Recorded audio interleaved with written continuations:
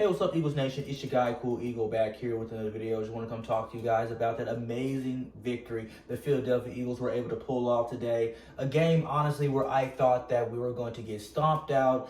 Doug Peterson was still going to do his due diligence in calling a balanced offense today. And it worked out better than I thought it did. And I think there are some amazing takeaways from this game that I think a lot of us can agree on. For example, man, the offense looked more balanced today. 36 running plays, 30 passing plays. You get Miles Sanders more involved in this offense. He gets altogether today 18 touches for 106 yards. The offensive game plan today, as Doug pointed out in recent interviews, was to put more emphasis on the run and adding Hurts in for those quarterback draw plays, whether they were scripted or not. Hurts added those additional touches for 18 touches for 106 yards. Coincidence? Maybe. And then Hurts looked great today. I have my own bias for Carson Wentz, still emotionally attached to that situation. Not very canny for an Eagles super fan like myself who thinks more on the logical side of things. But you got to give Hurts his props today. He looked great. He definitely showed you why he was a Heisman candidate. Like the man on the ground, although he still completed 56.6% of his passes, he had 167 yards, a touchdown, and then on the ground game, he added an additional 18 touches for 108 yards. An amazing game. Some stats that you would compare to Lamar Jackson. I was watching Lord Brunson earlier, and he basically clarified what I was thinking. I was like, wow, this does look like Lamar Jackson stats. Now, to say that this is an insult to Hurts, it's absurd because Lamar Jackson is an MVP. So if this is what you're going to get out of Hurts these last stretch of games, I say keep him in, because Carson Wentz has already got hit and sacked at a record numbers, and you just don't want to see him go through any more of that while looking like a mess on national TV.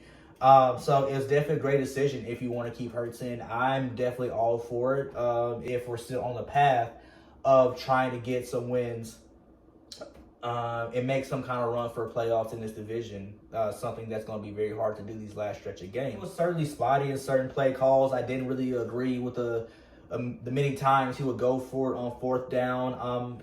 And one in particular, I think it was going into the half or after the half, where he left a potential field goal touchdown on the field using Hurts like he's Carson Wentz or Tom Brady.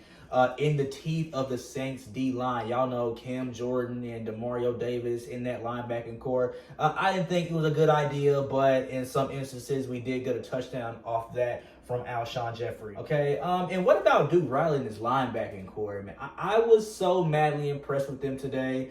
They virtually shut down any short to intermediate throws by Taysom Hill.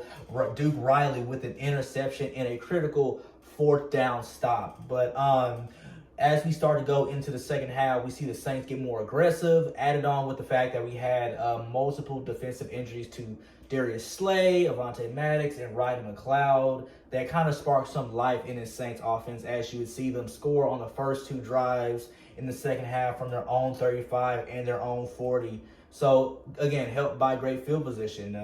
We were caught a lot of times slipping in that secondary, and just because you had an inexperienced Marcus Epps at that safety position.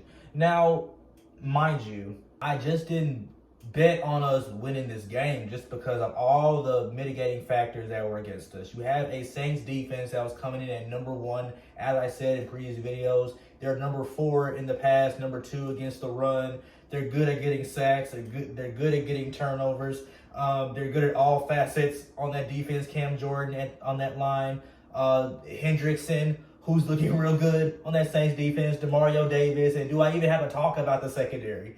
Okay, and then on offense, you got Taysom Hill looking like he can do it all. Mixed in with Alvin Kamara. Mixed in with Michael Thomas and those other guys that can stretch the field. So, and then the offensive deficiencies that we're dealing with, that I thought that we were going to deal with, that I thought that was going to be a problem. You have a rookie quarterback coming in a system that appears to be broken, that it seems that can't fit anybody. But lo and behold, this system is fitting Jalen Hurts because he's elusive, he's mobile, he can keep the chains moving.